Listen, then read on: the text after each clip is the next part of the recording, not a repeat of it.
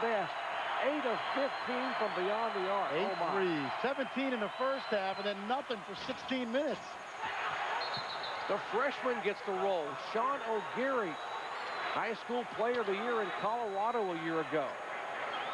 Well, a really good catch and shoot player. One of those 3 freshmen that has really contributed for the Shockers tonight and given Mark Turgeon a big lift.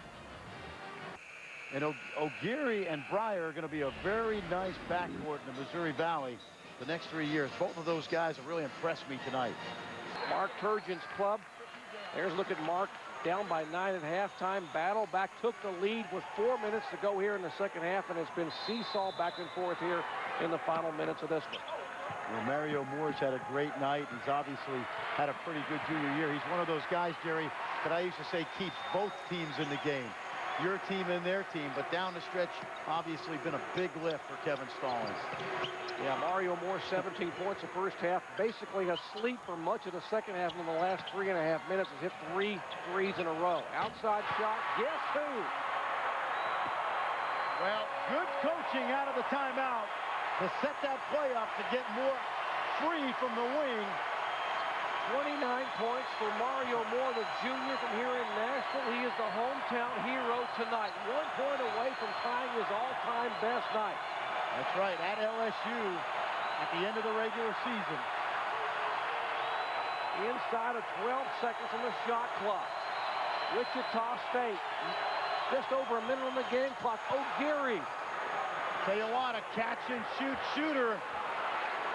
No feeling, no pressure at all, the freshman from Denver. Ice water in the veins of that freshman. Well, now just basically a 2-possession game.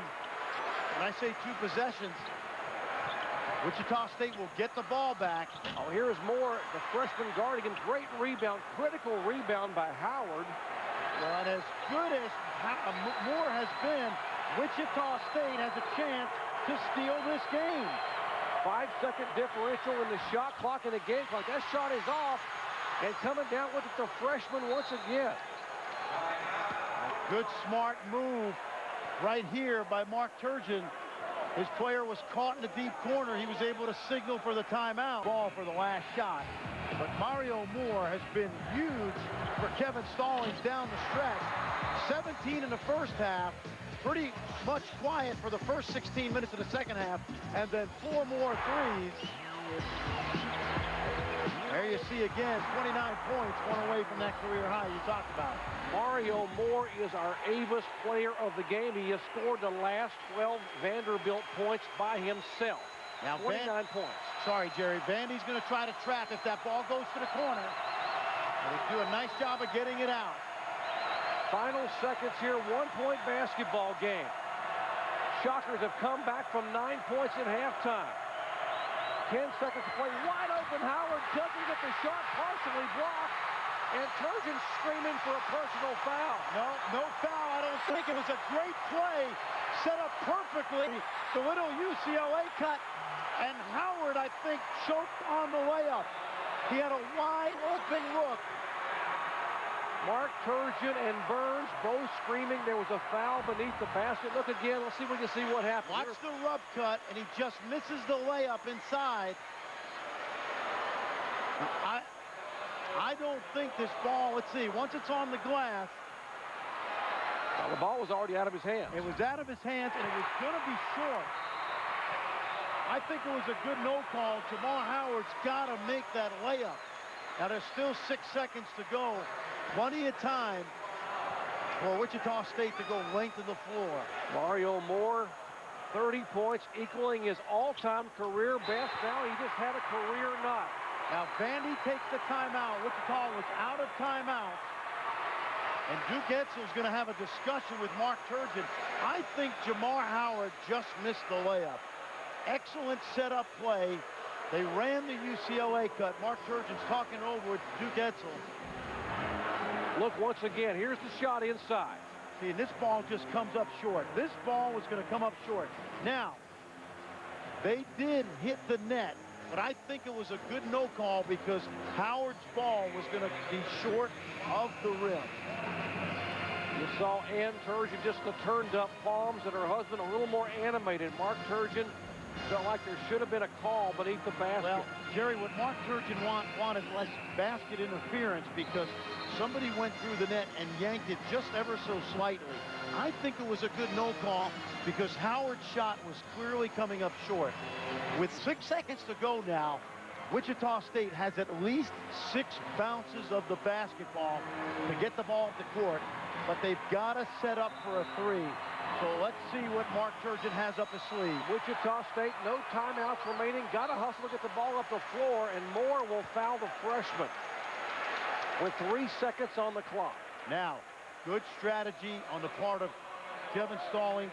He fouled away from the basket, so Wichita State will shoot the 2 free throws. Does Mark Turgeon have, if O'Geary makes the shot, does he have a play for the missed free throw that can get him 2 points? This is an old UB Brown clinic situation. To have a missed free throw play, let's see how they play it. O'Geary, an 81% free throw shooter. You're going to wonder if he knew he was going to be grabbed, if he just throws the ball at the basket and gets 3 free throws. You know what? Could happen. We've seen it happen this year. You know, it happened to Brad Buckman in the game at Oklahoma State where he fouled away from the basket at half court. Now, do you have a missed free throw situation right here? Do you have a play? Let's see. Here's the tip. It works. Rebound. It works.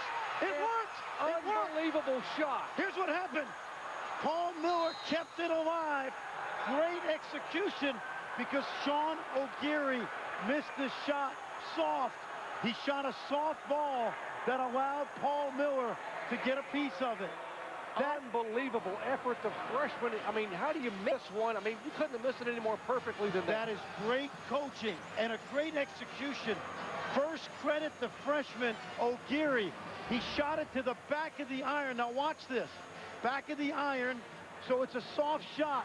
Miller bats it around. And Howard on the follow. And Howard comes on the follow. Watch Howard come across the lane. Perfect. You cannot do it any better than this. UB Brown would be loving this right now, Jerry. This is a play that he shows at every clinic. The missed free throw situation when you need to. That is good coaching. Watch Turgeon. He's already in the air before the shot even goes in.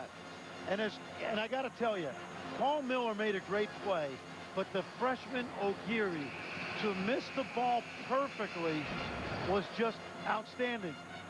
And if you look at that huddle out at the court right now, O'Geary has that little smile on his face.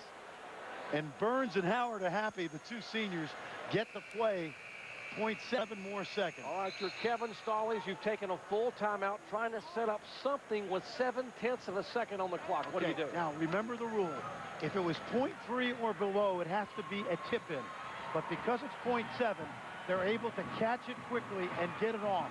Nearly improbable, but they'll throw the ball the length of the court, I think. But if it's thrown out of bounds and no one touches it, Wichita will get it back where Mark Turgeon is standing. Watch for the screen at the full length of the floor for Mario Moore to come off the screen. Moore's underneath their own basket. Alwerda will inbounds the basketball. Throws it the length of the floor. Oh, he's got it! Under the basket, and It's going to count! Unbelievable.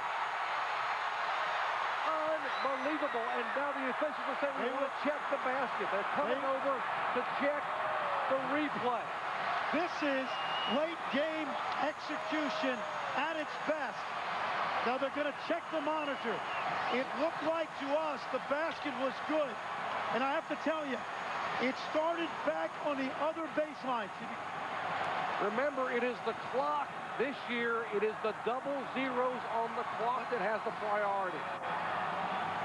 Corey Smith, wide open under the basket. How do you get that wide open? Well, it started because of a great screen on the baseline. And the screen allows the pass to go the length of the court. And Corey Smith screened Moore. Everybody went with Moore. And Smith was open. And the shot has been ruled good by Larry Rose, Duke Edsel, and Sam Croft. And just that quickly, with 7/10 of a second, the Commodores of Vanderbilt will advance with a 65-63 win in 7/10 of a second. Yeah, it's already off his hand. The light comes on as the